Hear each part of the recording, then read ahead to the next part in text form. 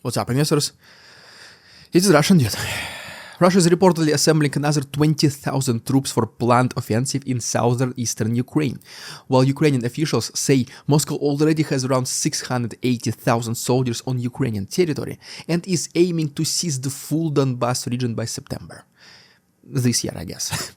On the other side, Ukraine is not just sitting there waiting for that pressure to arrive, because the defense ministry has officially announced a new model of warfare built around drone assault units that combine aerial drones, ground drones, and infantry into one system. And according to Ukrainian reporting, this approach has already shown results in the south. At the same time, Russia may now be developing its own battlefield alternative to Starlink through the Rassvet low Earth orbit satellite system built by Bureau 1440, with 3 prototype satellites already observed passing over Ukraine and creating communication windows of roughly 15 to 20 minutes per pass. And then the story gets even crazier. Moscow has published information about European companies linked to drone production for Ukraine, and Dmitry Medvedev said that this list should be viewed as a register for potential targets for Russia's armed forces. Prague, Czechia basically, responded by summoning the Russian ambassador over threats against Czech companies, which tells you that this is no longer just a story about the line of contact in Donetsk or Zaporizhia, because the industrial and diplomatic dimensions are all becoming more exposed. And on top of all of that, Iran said that it had finally reopened the Strait of Hormuz for commercial vessels, after which crude prices fell below $90 a barrel, with crude around $84 approximately and Brent around $88 at the moment of recording this video. So today's briefing is really about just one broad question. Are we moving into a phase where Russia is trying to combine manpower, coercion, intimidation, and new technology, while Ukraine is trying to answer with faster adaptation and European-backed drone production before the next big Russian push fully takes shape? Let's try to answer those questions right now. Even though Russia is reportedly preparing another offensive, Ukraine is not responding as if this were still the same war we were watching 1 or 2 years ago, because Kyiv is now trying to reshape the battlefield around a different model of combat that depends much more heavily on integrated drone warfare. According to United 24 media article citing the Financial Times on April 16th, Russia is pulling from its strategic reserves to add 20,000 more soldiers for a planned offensive in southeastern Ukraine. Vadim Skibitsky, a representative of Ukraine's military intelligence, said Russia currently has approximately 680,000 soldiers on Ukrainian territory, and the goal described in that reporting is the capture of the entire Donbas region by September. President Vladimir Zelensky was also quoted as saying that every month Ukraine destroys roughly the same number of personnel as Russia mobilizes. Yet, the number of Russian forces inside Ukraine still continues to slowly grow. The same report pointed to previous Russian plans to recruit an additional 409,000 soldiers in 2026, while Commander-in-Chief Alexander Syrsky said recruitment had intensified even in occupied territories, including reported pressure on university students tied to academic failure. Now, if you just read that headline quickly, it sounds like just another familiar story about Russia throwing more manpower into the war. And to a large extent, well, that is exactly what it is. Because one of Moscow's more consistent calculations throughout this conflict has been that if it can keep feeding enough personnel, enough pressure, and enough equipment into the frontline grinder, eventually something gives up. Russia still believes in scale, still believes in additional pressure, and still seems convinced that if it can keep stretching Ukraine across enough sectors, some points of weaknesses eventually will open. But the Ukrainian response is where things start getting more interesting, because Ukraine's defense ministry announced the rollout of a new model of warfare built around drone assault units that once again combine aerial drones, ground drones, and infantry, all of that into one single system.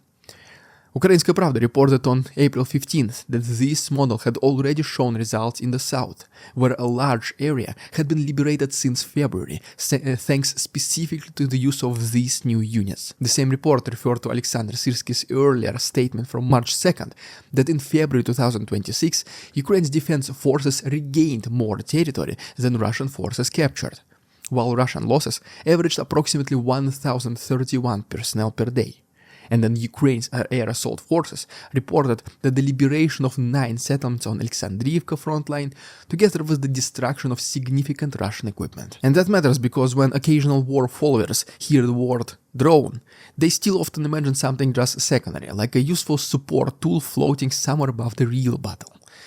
But the Ukrainian concept here sounds more serious than that. It sounds like Kyiv is trying to turn drones into the core of the system rather than just a simple add-on.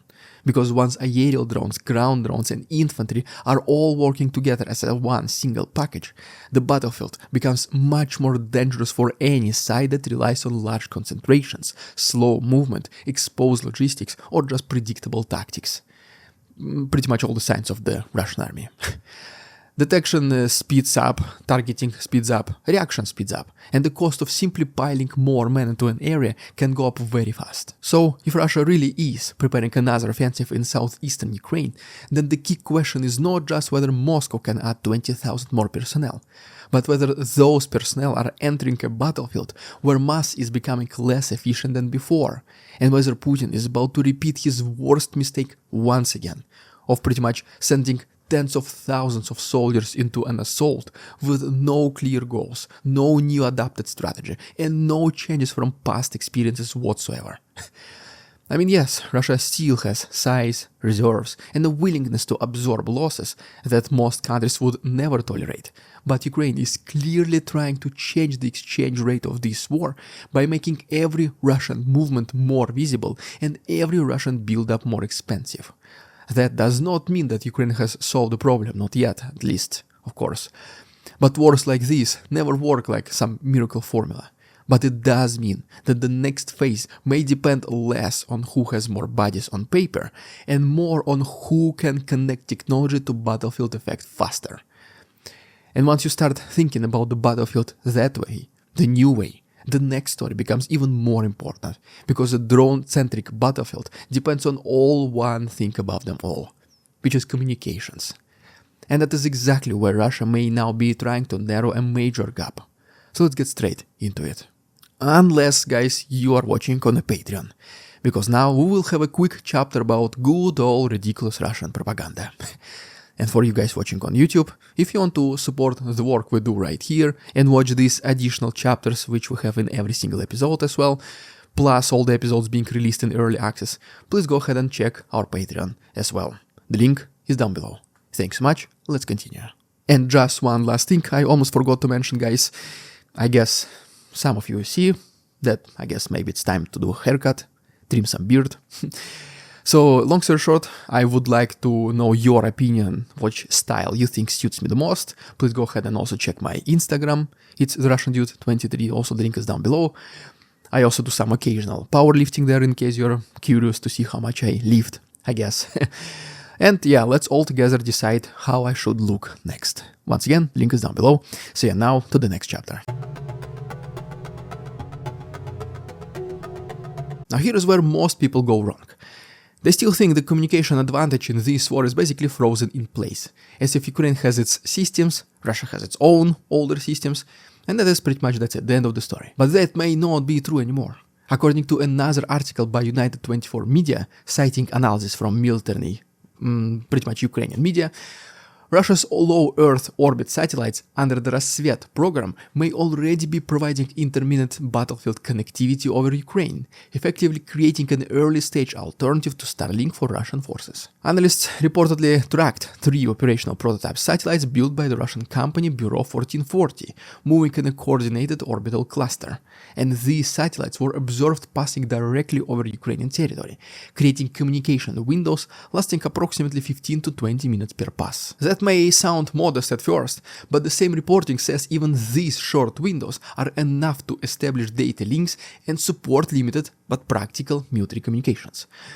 And that matters even more because the article says a first deployment group of 16 satellites could significantly expand those capabilities, allowing multiple communication windows per day and potentially even several hours of connectivity in total. According to the report, the system is expected to support not only troop communications, but drone operations through satellite terminals as well, with quoted technical characteristics of up to 1 GB per second terminal, latency of around 50 to 70 milliseconds, operation in Ka and Ku bands that may resist even electronic warfare better, and planned operating altitude around 800 kilometers, along with future inter-satellite laser communication. Experts cited in the piece also suggested some of the design may draw on technologies associated with OneWeb satellites that remained in Russia after the beginning of the full-scale invasion in 2022. So, let's translate this into now normal language. If Ukraine is trying to build a battlefield model in which drones, infantry and ground systems are all fused together more tightly, then communications become absolutely central, because the whole point of such a model is rapid detection, rapid coordination and rapid action. But of course, that logic also applies to Russia. They would not want to just lose, simply. They will resist. If Moscow can create even imperfect, intermittent satellite-based links for its own forces and drone operators, then it starts reducing one of its technological weaknesses and moves towards a more distributed and resilient battlefield architecture. Now, it is also important not to exaggerate this, because 3 prototype satellites do not equal the entire Starlink, and even 16 satellites would not automatically create some flawless network covering everything all at the time. But, well, that's not really the point, unfortunately. The point is that Russia may not need perfection to become more dangerous. It may only need something good enough to support drone operations, link units more reliably, and reduce the disruption caused by electronic warfare or battlefield distance. And if Russia is improving that side of the equation at the same time it is building up manpower for new offensive, then the battlefield later this year could unfortunately become even more dense, even more connected, and even more difficult for Ukraine to manage. This is also why the next story matters so much, because once drones and communications all become central to the way war is fought this time, then the factories and companies producing those systems stop looking just like ordinary factories in Moscow's eyes. They start looking like a part of the war machine, direct part, even if they are located outside its main enemy, Ukraine. And that is exactly the signal the Kremlin is now trying to send to Europe. Let's talk about it in our next chapter.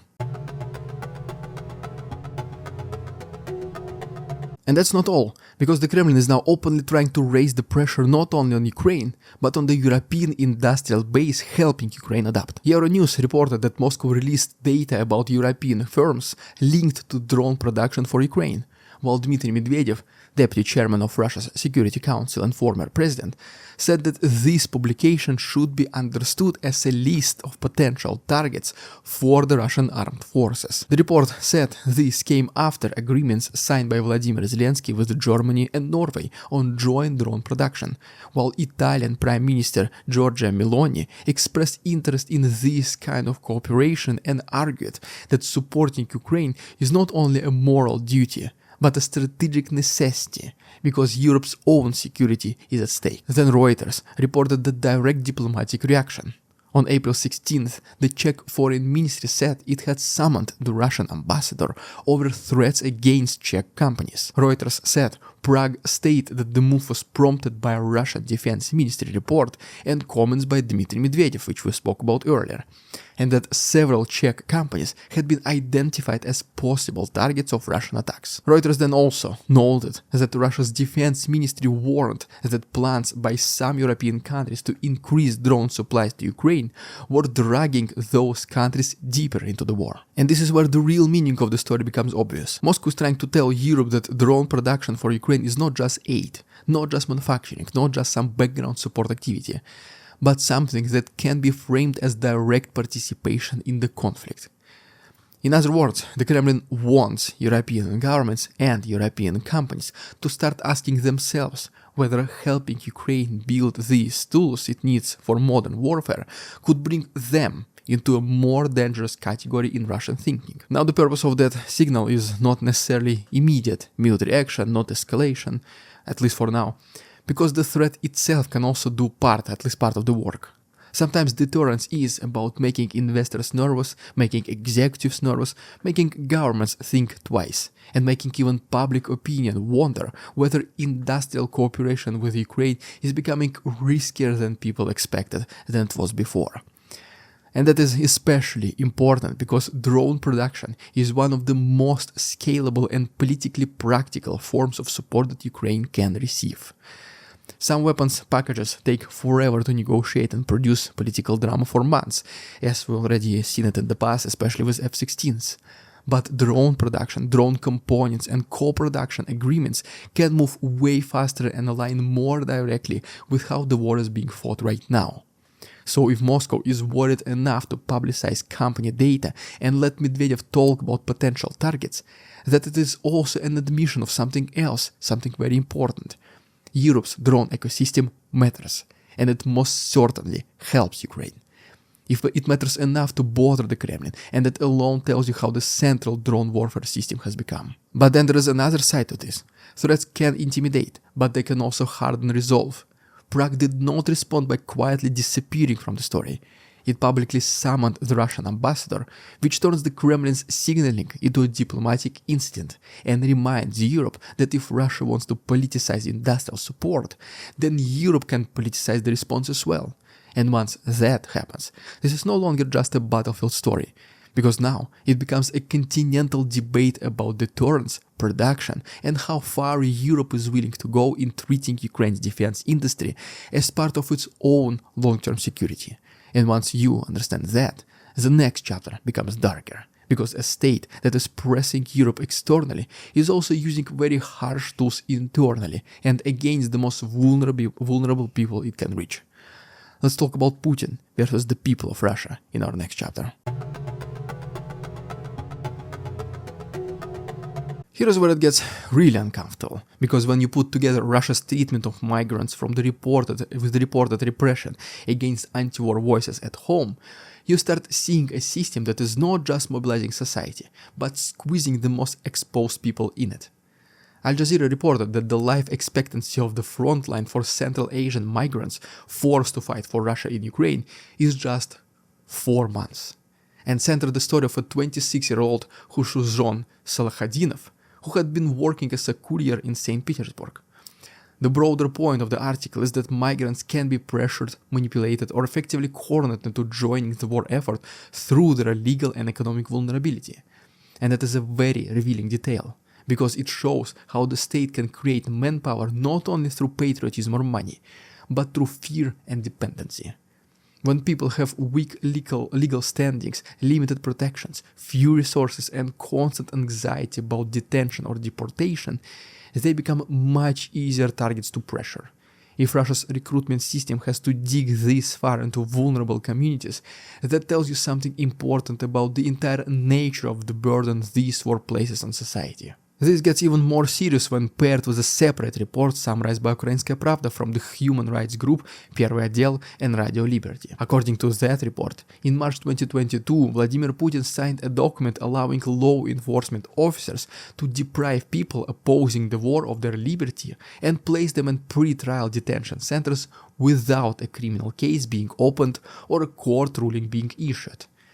If those reported findings are accurate, then this was not simply just a random repression developing on its own over time. It was allegedly formalized at the highest level possible, very early also after just the full-scale invasion just started. Put those two stories side by side and just a pattern appears. On one side, the system reportedly removes or pressures internal opponents through extraordinary legal mechanisms, and on the other side, it exploits migrants and vulnerable people as a manpower reserve. It's not obviously just a picture of confidence. There is no patriotism of those people going to sign up for the Russian army. That is what a pressure system looks like when it wants to keep the war going while minimizing the cost for the most protected and politically sensitive parts of the society. And this matters strategically, not just morally. Coercive recruitment and coercive domestic control often indicate that a state is sustaining external momentum through internal asymmetry. That does not automatically mean collapse or just imminent crisis, because systems like this unfortunately can absorb enormous strain for a very long time, but it does mean that the war is not being sustained by some clean, unified social consensus. It is just being sustained by pressure, fear, unequal sacrifice, and the ability of the state to decide who carries the burden and who does not. So when people ask how Russia can keep treating or threatening Europe like this, keep building manpower, keep adapting technologically, and still sustain the war, part of the answer is that the burden is being distributed in very selective and very cynical ways. And once you realize that, the next, final question is how all of this connects to the outside world. Because wars of endurance, wars of attrition, are never just about the soldiers and drones. They are also about money, energy, and the just wider political climate of the whole world. Some very important topics which I decided to leave for our final chapter. Now imagine this. While Europe is being pulled deeper into drone production for Ukraine and Russia is preparing another push, a very different global choke point suddenly reopens and oil prices react almost immediately. Why does this matter for Ukraine briefing, some of you might ask? Because this war is also shaped by budgets, inflation, energy prices, and the room governments feel they have to keep supporting Kyiv. Ukrainska Pravda reported on April 17 that Iran said it had reopened the previously blocked Strait of Hormuz, with Iranian Foreign Minister Abbas stating on X that passage had been authorized for all commercial vessels for the remaining period of the ceasefire, on the also coordinated route already announced by Iran's Ports and Maritime Organization. Then a follow-up report from Ukrainska Pravda said that oil fell below $90 a barrel after this news, with crude at $84 and Brent at $88 as of 4 p.m. April 17th, citing Trading Economics. By the time you're watching, obviously the prices may be very different, so well, feel free to let us know in the comments what are the oil prices right now. And even though this looks like a separate Middle East headline, it feeds back into the Ukraine story in several ways. First, energy prices still shape the political mood inside Europe. Lower prices make it easier for governments to sustain financial and military support, simply because the domestic economic pressure is much lower. Second, Russia still benefits from tighter energy markets and stronger hydrocarbon revenues, so any easing in the global price environment is not great news for Moscow. And finally, third, this is a reminder that support for Ukraine never exists in a vacuum. It is always competing with every other emergency, every other shipping disruption, every other important headline or conflict somewhere else in the world, every other inflation scare, and even every other geopolitical crisis for the attention and resources of Western governments. That is why these seemingly outside stories still matter. Sometimes the headline that seems unrelated is actually changing the background conditions for everything else. If oil spikes, governments get nervous. If markets calm down, leaders have just way more room to keep making commitments. If a major shipping route reopens, the broader strategic atmosphere becomes less compressed. None of that decides obviously the war by itself, obviously once again, but wars of endurance are always shaped by the larger environment around them. This is why all these moments matter. It just might look like just another collection of daily headlines, but in reality, it may be an early picture of the next phase of the war, where manpower, drones, satellites, industrial production, intimidation, and even global markets all start overlapping much more directly than before. Guys, if you found this briefing useful, please subscribe to our channel, like this video, check our Patreon for additional ridiculous Russian propaganda chapter. The link is down below. Thanks so much. See you on Wednesday. We won't succumb to their tricks, the facade they try to sell. Their twisted words and feeble claims on us all they cannot quell. We see through their lies, their feeble attempts to sway. We do not believe in ridiculous Russian propaganda.